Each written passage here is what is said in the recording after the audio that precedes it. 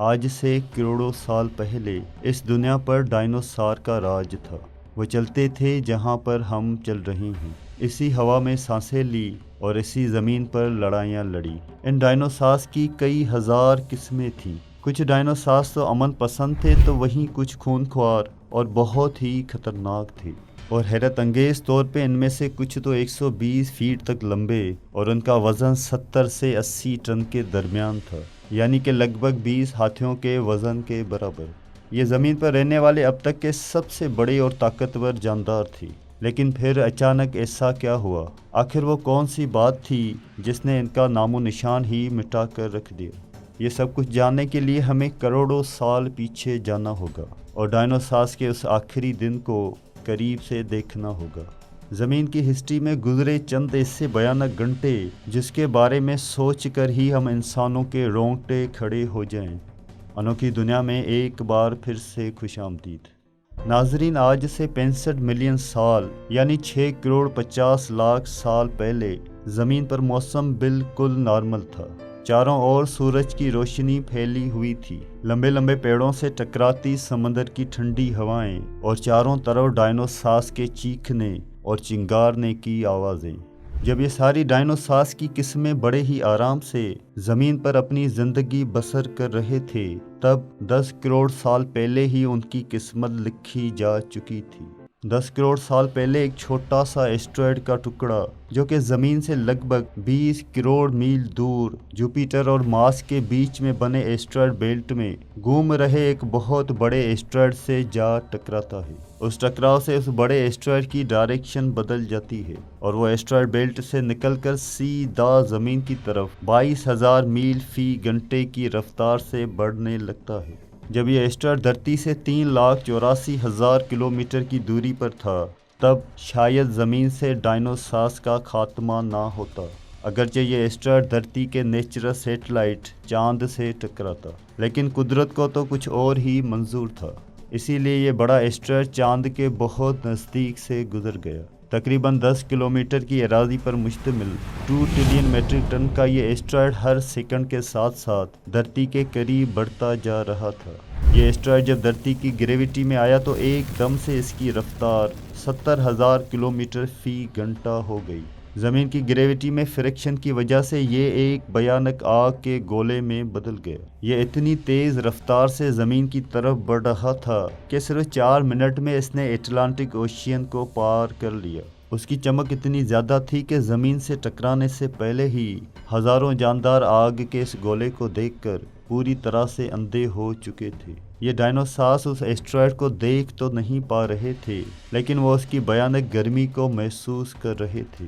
کچھ ہی پلوں میں یہ ایسٹرائڈ میکسیکو کی گاڑی کے پاس زمین سے ٹکراتا ہے اور لگ بھگ 35,000 ڈگری سیلسیس کی طاقت کا ایک بھیانک دھماکہ ہوتا ہے۔ اس ٹکراؤ کا دھماکہ لگ بھگ 10 ہائیڈروجن بم کے دھماکے کے برابر تھا۔ یہ ٹکراؤ اتنا طاقتور تھا کہ اس کے ٹکراتے ہی دھرتی کی لاکھوں ٹن دھاتو اسپیس میں چلی گئی۔ ٹکراؤ والی جگہ پر 180 کلومیٹر چوڑا اور 20 کلومیٹر گہرا گڈھا بن گیا۔ دھماکے کی وجہ سے اس گڈھے کا سارا میٹل اور پتھر آسمان میں دھول کے بڑے بادل میں بدل گئے۔ 16 منٹ 40 سیکنڈ بعد زمینی ٹکراؤ کی وجہ سے زمین کے اندر چاروں طرف 11.1 ریکٹر اسکیل کی شدت کے زلزلے ہونے لگے۔ اس وجہ سے سمندر میں سونامی کی لہریں اٹھنے لگی اور ایک کے بعد ایک سونامی کی لہریں چاروں طرف بڑھنے لگی۔ زلزلوں کے جھٹکوں نے سبھی جوالا مکھی کو بھڑکا کر رکھ دیا، جس کی وجہ سے جگہ جگہ ڈائنوسارز کا خاتمہ ہونا شروع ہو گیا۔ زمین کی تباہی شروع ہو چکی تھی۔ اس بھیانک دھماکے میں ریڈیشن کی شدت اتنی بڑھ گئی تھی کہ اس کے 800 کلومیٹر کے دائرے میں آنے والے سبھی جاندار جل کر پوری طرح سے راکھ کے ڈھیر میں بدل گئے۔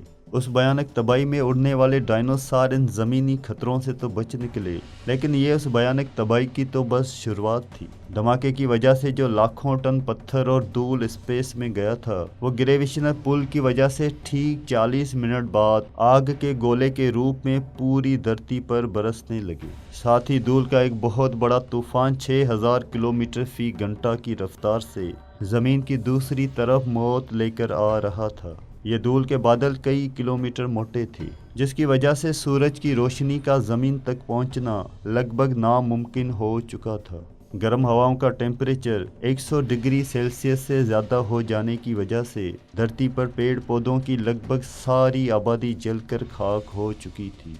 धमाके के 90 मिनट बाद ज़मीन का टेम्परेचर 200 डिग्री सेल्सियस पर जा पहुंचा। उसकी वजह से जो डायनासोर धमाके के इलाके से कोसों मील दूर थे, वो भी इस गर्मी से बच ना पाए।